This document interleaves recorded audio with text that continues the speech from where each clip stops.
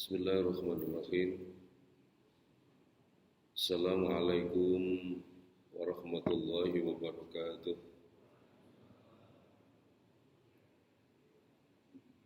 Alhamdulillah alladzi kataba nasra wa ta'yida li ibadihil mukhlisin. Innal lansuru rusulana walladzina amanu fil hayatid dunya wa yawma yaqumul ashhad. Asyhadu an la ilaha illallah wahdahu la syarika lah wa asyhadu anna Muhammadan abduhu wa rasuluh. Allahumma salli wa sallim wa barik ala nabiyyina Muhammad wa ala alihi wa ashabihi alladzina jahadu fillahi haqqa jihadih. Fakataba lahum rabbuhum izzad dunya wa sya'adatal uqba yauma la yanfa'u malun wala banunun illa man atallaha biqalbin salim. Alhamdulillah, puji syukur marilah kita panjatkan kehadirat Allah Subhanahu wa taala karena pada kesempatan waktu fajar yang berbahagia ini Allah memudahkan langkah kita, bersama-sama kita bisa hadir, kita bisa beribadah kepada Allah, bisa memenuhi jamuan yang sudah disediakan oleh Allah, bisa melaksanakan sholat subuh secara berjamaah. Mudah-mudahan ibadah kita ini diterima oleh Allah Subhanahu wa taala. Dan semoga kita semua yang hadir di majelis ini, hidup kita semua diselamatkan dan dibahagiakan oleh Allah Subhanahu wa taala. Para jamaah rahimakumullah,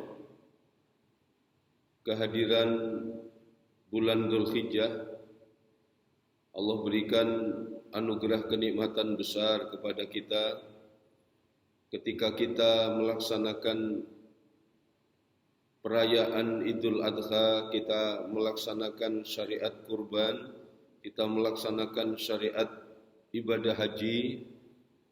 Sesungguhnya yang pertama yang kita dapatkan adalah kita dalam proses napak tilas tentang hamba Allah yang salih, yang betul-betul dalam hidup dan kehidupannya pertama menempatkan keyakinan kepada Allah, meneguhkan keimanan, akidahnya kepada Allah, sehingga ini adalah menjadi pelajaran berharga bagi kita dalam hidup bahwa tidak ada yang lebih penting, tidak ada yang lebih mahal, dan secara aplikatif tidak ada yang bisa mengantarkan jalan kesuksesan dan keselamatan,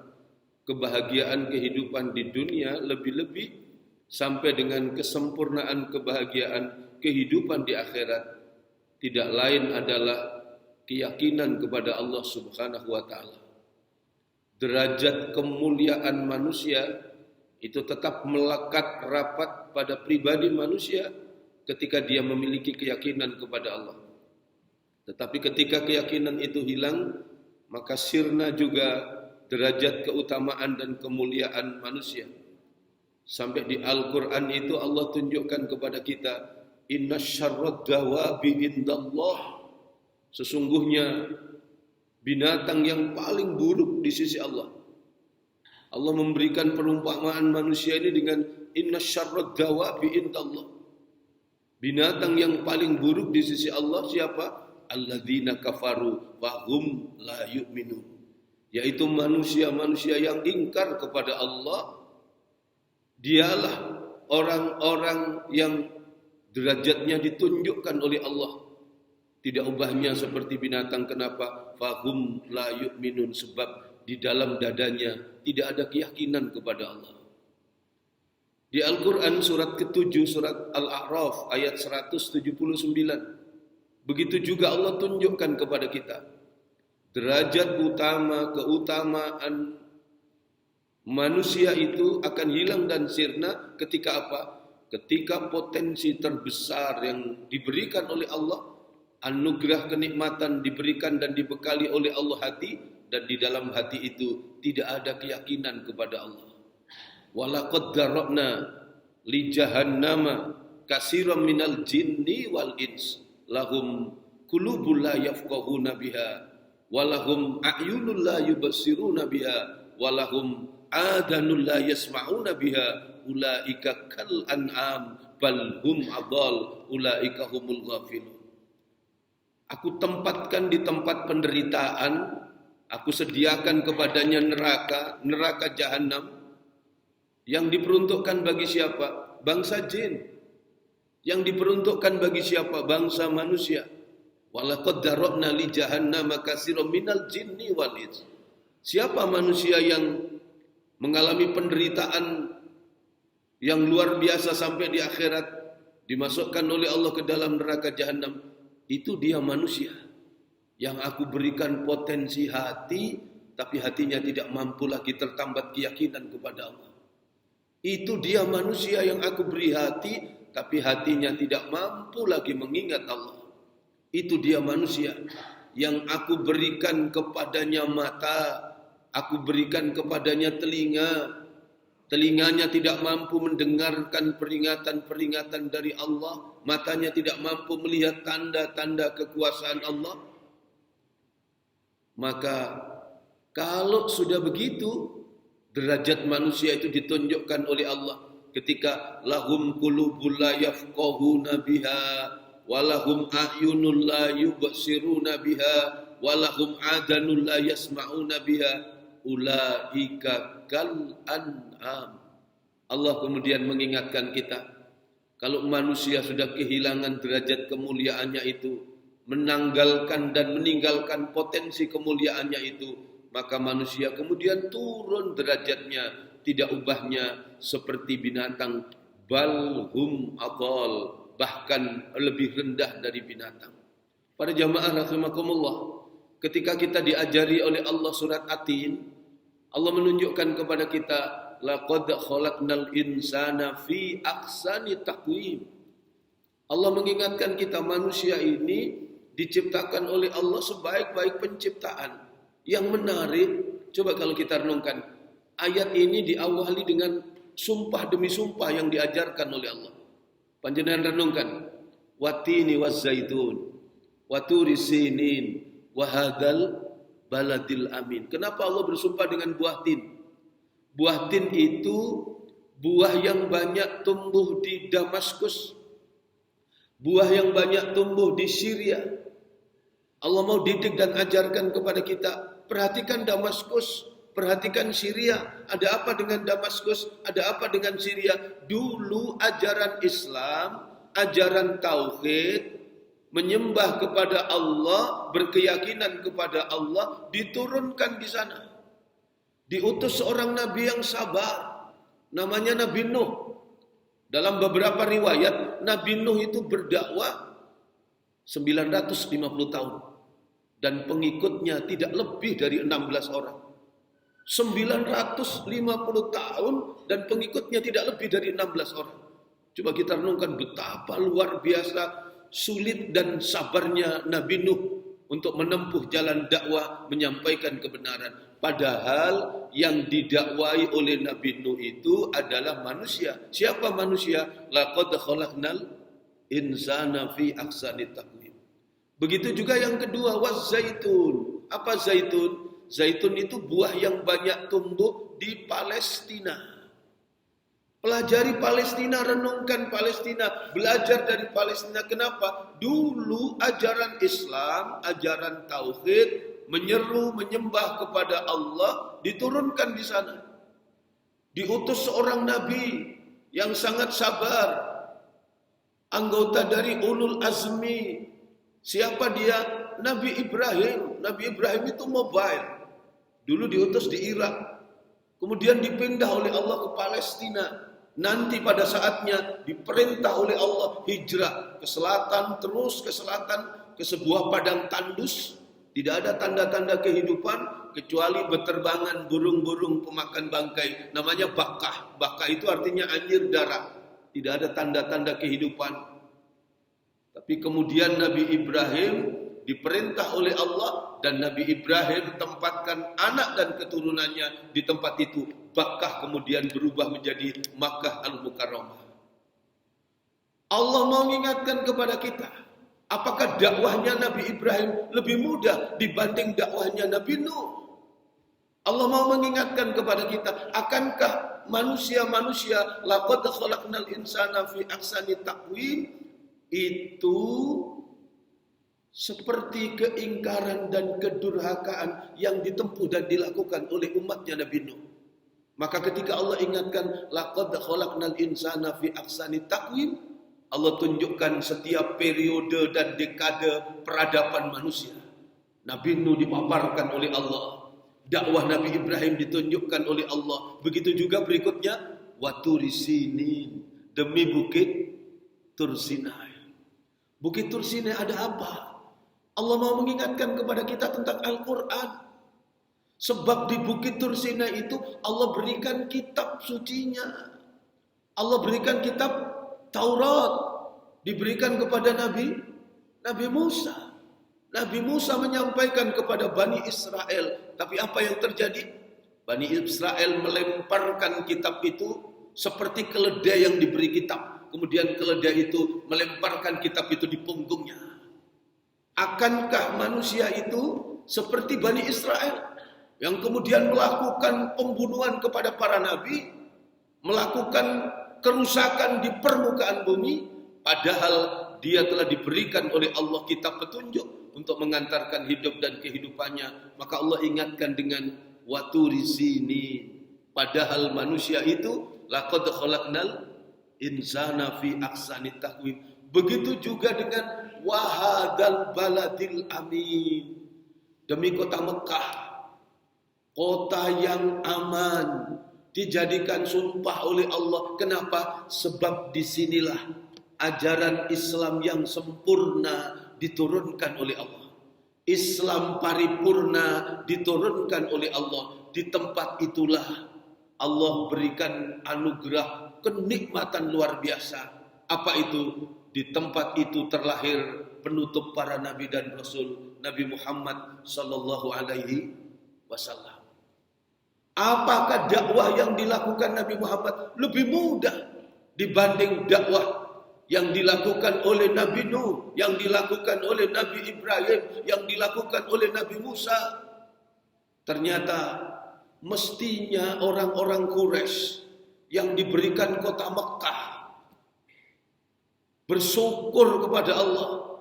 Sampai di surat Quraisy itu jelas, Pak. Apa itu? Li ila fi Quraisy ila fihim Rikhlatas syita'i wassaif. Linya itu ditaklil, kalimat bersyarat. Lebih-lebih kalau sudah dirangkai dengan kata ilaf. Ilaf itu apa? Ilaf itu bukan sesuatu peristiwa yang biasa, tapi sesuatu yang luar biasa. Apa yang luar biasa? Guyuran nikmat dahsyat, besar, bertubi-tubi yang diberikan oleh Allah kepada orang-orang Quraisy. Apa nikmatnya? Nasabnya ditarik jelas dari Nabi Ibrahim. Diberi kota Mekah. Di situ ada sumur Zam-Zam. Di situ ada Ka'bah. Di situ Nabi Muhammad dilahirkan. Mestinya itu semua bersyukur. Tapi tidak menurut orang Quraisy. Mereka belum mampu mengantarkan, untuk mampu menyadari, meneguhkan keyakinan kepada Allah. Bahkan sampai diulang oleh Allah di ayat berikutnya. Ila fihim Rikhlatas syita'i wassaif. Kalau semua itu belum menjadikan kalian bersyukur, maka ada kenikmatan besar berikutnya. Apa itu? Rikhlah. Rikhlah itu bukan safar, bukan perjalanan senang-senang. Rikhlah itu perjalanan sulit, bisnis, bai'un, dagang, yang saat itu sulit, tapi tidak bagi orang-orang Quraisy. Kenapa? Pamor orang Quraisy diangkat oleh Allah sedemikian rupa. Ingat ketika Ka'bah diselamatkan oleh Allah, Abraha dihancurkan oleh Allah, dan itu menjadi pelajaran bagi siapa saja yang mau memperlakukan orang-orang Quraisy, maka dia kemudian menjadi enggan dan segan, takut akan segala resiko ketika dia berhadapan dengan orang Quraisy. Itu mestinya dia bersyukur karena dia bisa berdagang tanpa kesulitan apapun, baik di waktu musim panas maupun musim dingin. Ila fihim rihlatas syita'i was-shaib. Maka fal ya'budu rabb hadzal bait. Mestinya mereka itu bersyukur kepada Allah dengan cara menyembah, mengabdi, beribadah kepada Allah Subhanahu wa taala. Nah, para jamaah rahimakumullah, jadi kembali kepada apa yang kita bicarakan, sesungguhnya ada role model yang ditunjukkan oleh Allah kepada kita. Setiap kita mengingat ibadah haji adalah napak tilas tentang orang yang yakin kepada Allah dan hidup dengan penuh ketaatan kepada Allah. Setiap kita berjumpa dengan syariat kurban, maka kita ingat tentang orang yang meneguhkan keyakinan kepada Allah dan kemudian hidup dengan penuh ketaatan kepada Allah. Dan bukan hanya sekedar itu, Allah mau memaparkan dan menunjukkan kepada kita tentang role model keluarga yang sukses. Keluarga yang mampu merawat, mendidik, mengasuh anak-anaknya menjadi anak-anak yang sukses. Menjadi anak-anak yang teguh keyakinan, anak-anak yang lurus ibadahnya, anak-anak yang bagus akhlaknya. Mampu mewujudkan dan mengantarkan dengan dua pilar. Pertama, mendidik dan mengajarkan anak-anaknya mengerti, menyadari, kagum kepada Rabb-nya, kagum kepada Allah. Dan yang kedua, dalam hidupnya mampu menempatkan diri menjadi pribadi yang berakhlak mulia. Apa itu? Pribadi yang bertanggung jawab. Pribadi yang bertanggung jawab itu pribadi yang menempatkan keadilan. Dan lebih dari itu apa? Perbuatan ihsan dalam hidup dan kehidupannya. Seperti yang setiap Jumat kita selalu diingatkan, innallaha ya'murukum bil adli wal ihsan. Jadi kagum kepada Allah sebagai Rabb-nya dan kemudian hidup dengan indah. Mewujudkan kebaikan apa? Mengalirkan keadilan dan memberikan kebaikan dalam bentuk perilaku akhlak yang mulia, yaitu ihsan. Nah, inilah para jamaah panjenengan pirsani Quran surat ke-60, surat Al-Mumtahanah. Ayatnya surat Al-Mumtahanah ayat yang keempat. Di situ Allah tunjukkan apa yang ditunjukkan oleh Allah. Qad kanat lakum uswatun hasanatum fi Ibrahim walladzina ma'ahu.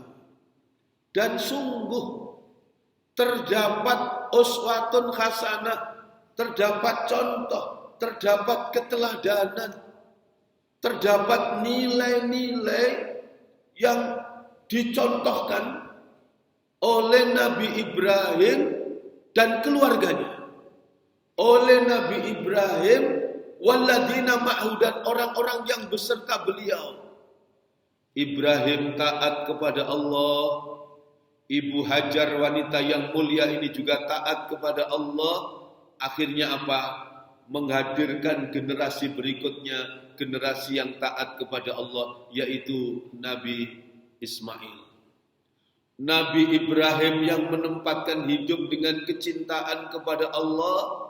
Ibu Hajar hidup dengan rasa cintanya kepada Allah. Maka kemudian terlahir generasi berikutnya, generasi yang hidup betul-betul cinta kepada Allah, yaitu Nabi Ismail. Ada 3 mahkota yang melekat pada keluarga yang mulia ini, yang menjadi contoh dan teladan bagi kita. Pertama, Nabi Ibrahim itu gelarnya Abul Muwahhidin. bapaknya orang yang berakidah kepada Allah. Yang kedua, gelarnya Nabi Ibrahim itu adalah Khalilur Rahman, orang yang mencintai Allah dan orang yang dicintai oleh Allah. Nabi Ibrahim itu gelarnya Khalilur Rahman, kekasih Allah, orang yang hidupnya betul-betul dicintai Allah, orang yang hidupnya mencintai Allah.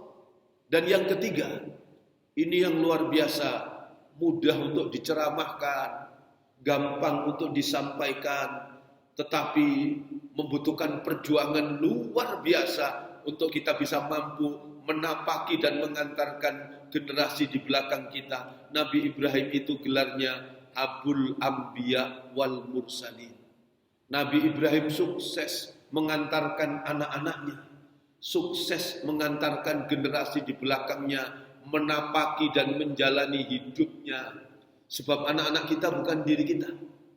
Anak-anak kita adalah anak zamannya. Yang zaman kita tentu berbeda dengan zaman anak-anak kita. Tetapi Nabi Ibrahim sukses meletakkan dasar pondasi sekaligus menempatkan nilai-nilai keteguhan keyakinan kepada Allah, nilai-nilai kualitas bagusnya akhlak beribadah kepada Allah, itu menjadikan bagian terindah dari putra-putranya, sehingga diangkat dan dimuliakan oleh Allah menjadi para nabi dan rasul juga. Sebab para nabi dan rasul bukanlah sebuah mahkota yang diwariskan, tetapi harus ditanamkan, dididik dan diajarkan, dan itu sukses. Sebagaimana Nabi Ibrahim, panjenengan bisa rasakan apa yang bisa kita pelajari dari sosok Nabi Ibrahim. Nabi Ibrahim kalau dilihat dari nasabnya, kalau dilihat dari leluhurnya, tentu Nabi Ibrahim tidak dapat nomor, Pak. Maka Islam itu mengajarkan dengan tegas tentang keluhuran akhlak dan kualitas iman. Apa yang diajarkan dalam Islam? Dalam kaidah itu kan jelas. Al-i'tibar fil jahiliyah bil ansab. Kalau orang jahiliyah itu melihat derajat kemuliaan manusia, itu yang diduk-dukan, apa Pak? Diduk-dukan itu, yang dibanggakan, itu mesti keturunan. Kamu tahu enggak? Mbah saya dulu pahlawan, begitu. Kamu tahu enggak? Bapak-bapak yang dibangga-banggakan itu leluhurnya. Al-i'tibar fil jahiliyah bil ansab, itu diingatkan. Kalau ada orang punya pikiran seperti itu baru dalam pemikiran orang-orang jahil, orang jahiliyah, zaman kebodohan. Islam tidak. Bagaimana Islam melihat derajat mulia atau hinanya seseorang? Wal i'tibar fil Islam bil a'mal. Islam itu melihat derajat kemuliaan dilihat dari kualitas amal solehnya. Maka dalam sabda Rasulullah, innallaha la yanduru ila ajsamikum. Allah tidak pernah melihat kemuliaan hidup itu dari jasad-jasad kita. Wala ila suwarikum. Allah juga tidak pernah melihat kemuliaan hidup itu dari pangkat-pangkat kita. Wala ila amwalikum. Allah juga tidak pernah melihat kemuliaan hidup itu dari harta kekayaan kita. Lantas apa yang dinilai oleh Allah mulia atau hinanya manusia? Walakin yang dulu, yang dilihat oleh Allah, yang diperhitungkan oleh Allah dari kemuliaan atau kehinaan hidup kita, qulubikum wa a'malikum, hati kita dan amal perbuatan kita. Hati yang punya keyakinan kepada Allah, kemudian hidup dengan penuh keyakinan, diwujudkan dalam bentuk amal soleh. Maka Al-Quran dengan tegas memberikan bingkai indah kemuliaan hidup itu apa? Inna akramakum indallahi atqakum. Sesungguhnya manusia yang paling mulia di sisi Allah adalah manusia yang paling bertakwa kepada Allah. Nah, inilah para jamaah rahimakumullah yang ditunjukkan oleh Allah kepada kita, dan itu betul-betul terwujud dalam pribadi, dalam keluarga Nabi Ibrahim. Nabi Ibrahim itu anaknya Azar. Di riwayat yang lain, Nabi Ibrahim itu anaknya Tarikh. Pekerjaan sehari-harinya memahat patung. Tapi karena Nabi Ibrahim taat kepada Allah, Nabi Ibrahim tunduk dan patuh kepada Allah, maka Nabi Ibrahim derajatnya dimuliakan oleh Allah. Panjenengan pirsani, Quran surat kedua, surat Al-Baqarah ayatnya ayat 124. Di ayat 124 itu Allah tunjukkan wa idzibtala Ibrahima rabbuhu bikalimatin fa'atammahunna. Ingatlah ketika Ibrahim diuji oleh Allah. Apa bentuk ujiannya? Bikalimatin, dengan beberapa kalimat. Diuji dengan kalimat perintah, diuji dengan kalimat larangan. Semua yang Allah perintahkan dia patuhi, dia taati, dia jalankan dengan penuh keikhlasan dan kesabaran. Semua yang dilarang oleh Allah dia perhatikan, dia jauhi, dia hindari, dan dia tinggalkan. Nabi Ibrahim taati semuanya.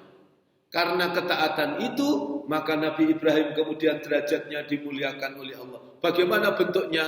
Ayat 124 Allah tunjukkan jawabannya. Qala inni ja'iluka linnasi imama. Ibrahim, aku angkat engkau menjadi pemimpin bagi seluruh umat manusia. Dan kemudian dijawab. Nabi Ibrahim betul-betul sukses, bukan hanya merawat dan menjaga dirinya, tapi ku anfusakum wa ahlikum nar. Menjaga diri dan keluarganya dari dahsyatnya siksa api neraka. Bukan hanya menyelamatkan dirinya, tapi menyelamatkan anak-anaknya, generasi di belakangnya. Maka di situ ditunjukkan qala wa min dzurriyyati. Ya Allah, jika saya menjadi hamba-Mu yang soleh, apakah anak saya juga menjadi anak yang soleh? Jika saya teguh keyakinan kepada Engkau, apakah anak-anak saya juga menjadi anak yang teguh keyakinan kepada Engkau? Berorientasi masa depan untuk menyelamatkan anak-anaknya, untuk menjaga dan merawat, maka keluarganya menjadi contoh terindah bagaimana menanamkan dan meneguhkan keyakinan, hidup dengan penuh ketaatan kepada Allah dan meraih derajat kemuliaan dan kebahagiaan sehingga sukses mengantarkan putra-putrinya, mahkotanya tadi apa? Abul Anbiya wal Mursalin, menjadi bapaknya para nabi dan rasul. Anak-anaknya menjadi anak yang yakin kepada Allah. Anak-anaknya menjadi anak-anak yang soleh. Itulah yang ditunjukkan oleh Allah kepada kita. Panjenengan bisa pirsani Quran surat keempat, surat An-Nisa, ayatnya ayat yang ke-9. Apa yang diingatkan oleh Allah kepada kita? Wal yakshal ladina law taraku min khalfihim dzurriyyatan di'afan khafu alaihim falyattaqullah wal yaqulu qaulan. Hendaknya kita khawatir manakala sepeninggal kita itu tumbuh berkembang anak-anak generasi di belakang kita, dzurriyyatan di'afan, anak keturunan yang lemah. Kita harus betul-betul berjuang untuk mempersiapkan dan mengantarkan anak-anak kita selamat dari kelemahan, menjadi anak yang tangguh, menjadi anak yang kuat, menjadi anak yang mampu menjawab tantangan zamannya. Itu kalau di pendidikan Indonesia itu Pak, itu ureanya jelimet Pak, panjenengan renungkan, muter-muter. Padahal dulu sudah jelas indah. Pendidikan nasional berdasarkan Pancasila adalah untuk meningkatkan ketakwaan. Mestinya itu dikasih titik, koma, tanda pentung, begitu. Itu sudah cukup. Ini diperjelas macam-macam, tapi kemudian lama. Coba panjenengan renungkan itu di Undang-Undang Pendidikan. Geser. Padahal dulu pendahulu-pendahulu kita sudah paham betul. Tentang apa? Meningkatkan ketakwaan. Takwa itu apa? Taat kepada Allah. Takwa itu apa? Bersyukur kepada Allah. Takwa itu apa? Hidup bahagia, tenang, tentram, damai. Kenapa? Sebab di dalam hidup dia tidak pernah lupa kepada Allah. dia selalu ingat kepada Allah. Itu sudah cukup bagi anak-anak kita. Orang kalau sudah taat kepada Allah, orang kalau sudah bersyukur kepada Allah, orang yang sudah selalu berzikir ingat kepada Allah, itu sudah menjadi bagian kemuliaan kehidupan yang menjadi jaminan kebahagiaan tidak hanya di dunia tapi dunia sampai akhirat. Nah, sekarang yang tempo dulu imbuhannya banyak, Pak. Diperjelas lagi. Ketakwaan, keterampilan, kecerdasan, meningkatkan budi pekerti, mempertebal semangat kebangsaan, cinta tanah air, agar menumbuhkan manusia yang mampu membangun dirinya sendiri, serta secara bersama-sama bertanggung jawab atas pembangunan bangsa. Kurang apa itu? Sudah menjadi manusia yang anak zaman. Dia hidup mampu mengelola tata kelola dirinya, agar dia mampu menjawab hidupnya. Sebab anak-anak kita bukanlah diri kita, tapi anak-anak zaman yang harus berhadapan dengan, dulu ada pekerjaan-pekerjaan yang tidak pernah kita bayangkan, Pak. Masa ada dulu anak-anak kita terus cita-citanya jadi apa? Dulu itu kalau kecil ditakoi cita-cita ya apa? Dokter kabeh. Iya, kan enggak ada, Pak. Cita-citanya jadi apa? Apa itu, Pak? Kreator YouTuber gitu. Enggak ada. Nah, sekarang muncul itu. Ya, sultan, jenenge sultan, Pak. Tapi konten yang dibuat itu sesat dan menyesatkan. Pokoknya disenangi wong itu, padahal itu peluang. Coba kalau anaknya bertakwa. Konten yang dibuat kira-kira apa? Semua yang dibuat menjadikan orang cinta kepada Allah. Semua yang dibuat menjadikan orang dekat kepada Allah. Semua yang dibuat menjadikan orang itu menjadi takut kepada Allah. Jadi yang dibuat nilainya bukan hanya menghasilkan kesejahteraan uang, tapi betul-betul merupakan mata rantai yang tidak bisa dipisahkan dari kualitas kebahagiaan, investasinya dunia sampai akhirat. Nah, inilah yang ditunjukkan oleh Nabi Ibrahim, sepenggal kisah saja. Karena keterbatasan waktu, coba kita renungkan.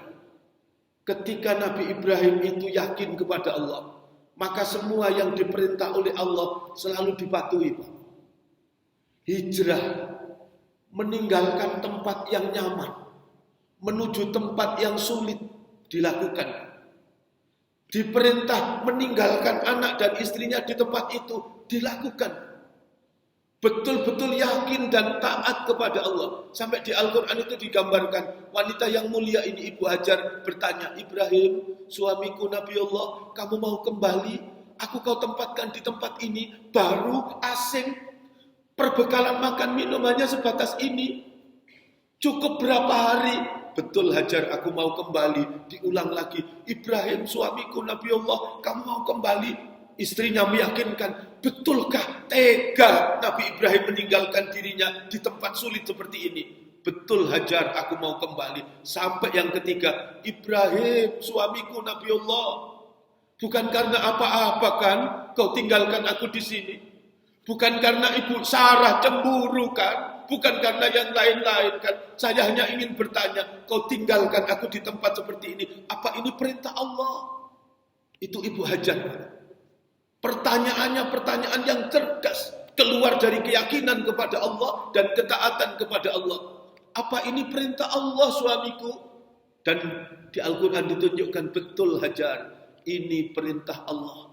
Bagaimana mungkin aku tinggalkan istri yang aku cintai, anak yang aku sayangi, yang diamanahkan oleh Allah kepada kita, kalau tidak ini perintah Allah. Dan begitu dijawab ini perintah Allah, Nabi Ibrahim tenang, Ibu Hajar juga tenang. Yang ditinggalkan tenang, yang meninggalkan juga tenang. Panjenengan pirsani Quran surat ke-41, surat Fussilat, ayatnya ayat yang ke-30. Itu gambaran indahnya keluarga Nabi Ibrahim ketika selalu menyambut apa yang diperintahkan oleh Allah dengan penuh keyakinan. Yakin kepada Allah.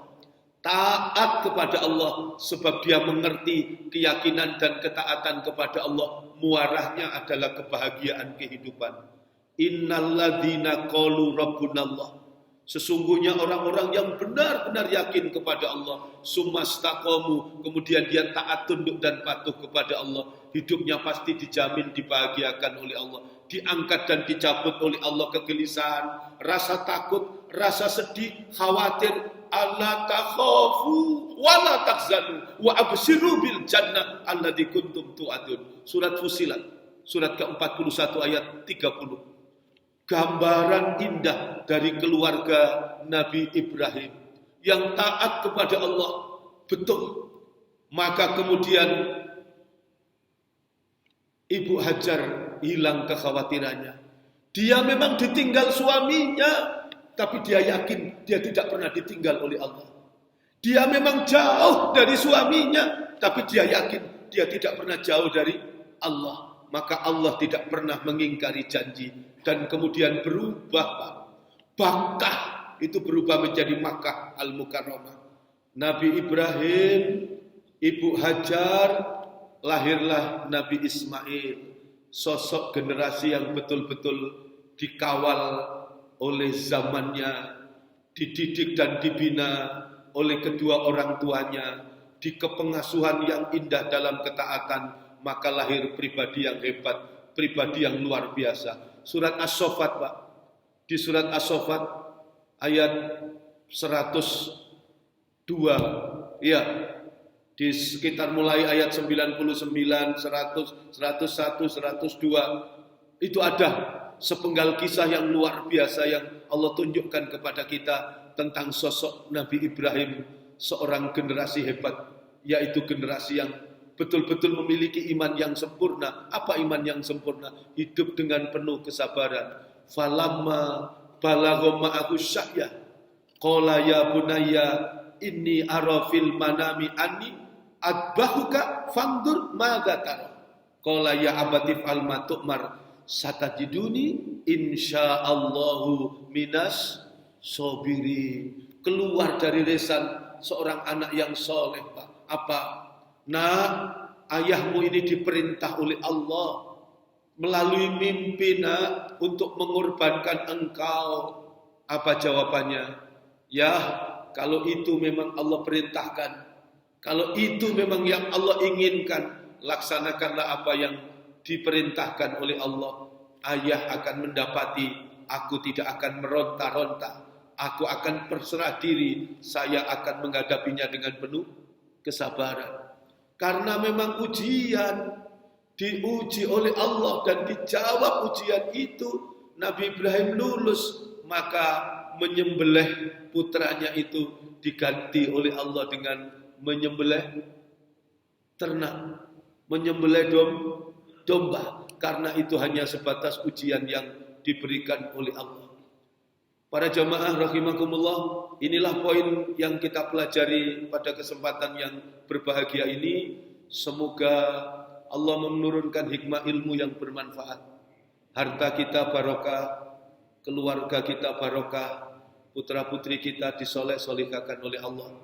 Ketika kita didik dengan penuh keyakinan kepada Allah, menanamkan ketaatan kepada Allah, hidup dengan menempatkan ketaatan, tunduk dan patuh kepada Allah, maka kita akan mengantarkan anak-anak kita menjadi anak-anak yang mampu, menjadi anak-anak yang sukses, tidak hanya di dunia, tapi di dunia sampai dengan kehidupan di akhirat.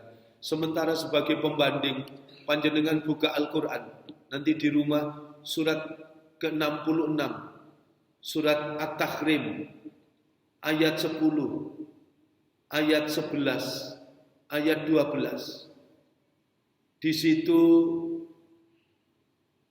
ditunjukkan oleh Allah, ayat 10 itu tentang seorang ibu, keluarga yang mengkhianati seruan dakwah suaminya untuk taat kepada Allah. Keluarganya siapa tadi? Nabi Nuh. Keluarganya Nabi Lut. Istrinya berkhianat terhadap kebenaran, maka kemudian anaknya juga menjadi anak yang berkhianat, keluar dari rel kebenaran yang diberikan oleh Allah. Kemudian yang kedua, Allah kasih pelajaran. Ayat yang ke-11 surat At-Tahrim itu, keluarganya siapa? Keluarganya Fir'aun. Di situ ada Asia, wanita yang mulia. Dalam kekufuran Fir'aun, dia tumbuh dengan teguh keyakinan. Wanita ini mampu mengantarkan anaknya. Siapa anaknya? Nabi Musa. Meskipun anak angkatnya, Nabi Musa. Dididik dalam ketaatan kepada Allah, maka kemudian terlahir menjadi anak yang saleh. Berikutnya siapa itu? Ayat yang ke-12, Allah kasih contoh kepada kita, yaitu Maryam, putri dari Imran, yang menjaga kehormatannya. Maka kemudian lahirlah generasi yang betul-betul punya harga diri, menjaga martabat dan kehormatannya, yaitu Nabi Isa alaihi salam. Meskipun dia mendidik apa itu Pak? Single parent. Mendidik wanita seorang diri. Allah kasih pelajaran kepada kita. Maka di situ ada Wahilah, ada Wailah.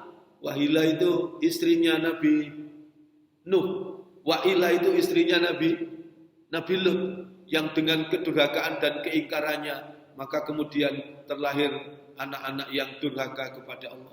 Mudah-mudahan anak-anak kita semua disoleh-solehkan oleh Allah, tumbuh menjadi generasi yang santun, yang berjiwa rahmah, mampu berbuat adil, teguh pendirian, istiqomah di dalam berjuang menegakkan kebenaran, menggapai kebahagiaan kehidupan di dunia sampai dengan kehidupan di akhirat.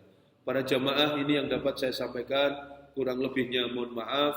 Marilah kita tutup majelis ini dengan membaca doa Sayyidul Istighfar. Semoga Allah mengampuni semua dosa dan kesalahan kita. A'udzubillahi minasyaitonirrajim. Bismillahirrahmanirrahim. Allahumma salli wa sallim wa barik ala nabiyyina Muhammad walhamdulillahi rabbil alamin. Allahumma anta rabbi la ilaha illa anta khalaqtani wa ana abduka wa ana ala ahdika wa wa'dika mastata'tu a'udzu bika min syarri ma sana'tu abu'u laka bi ni'matika alayya wa abu'u bi dhanbi faghfirli fa innahu la yaghfiru dzunuba illa anta rabbana hab lana min azwajina wa dzurriyyatina wa qurrata a'yun waj'alna lil muttaqina imama ya hayyu ya qayyum bi rahmatika astaghis aslih li sa'ni kullahu wa la taqilni ila nafsi tarfata aini Rabbana atina fid dunya hasanah wa fil akhirati hasanah wa qina adzabannar walhamdulillahi rabbil alamin. Demikian apa yang dapat saya sampaikan para jemaah, kurang lebihnya mohon maaf. Doa kafaratul majlis. Subhanakallahumma wa bihamdika asyhadu an la ilaha illa anta astaghfiruka wa atubu ilaik. Assalamualaikum warahmatullahi wabarakatuh. Allah.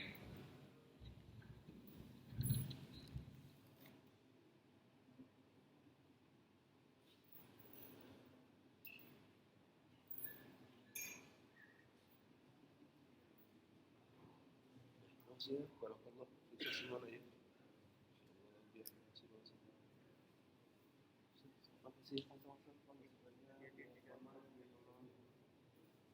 Tolong ya.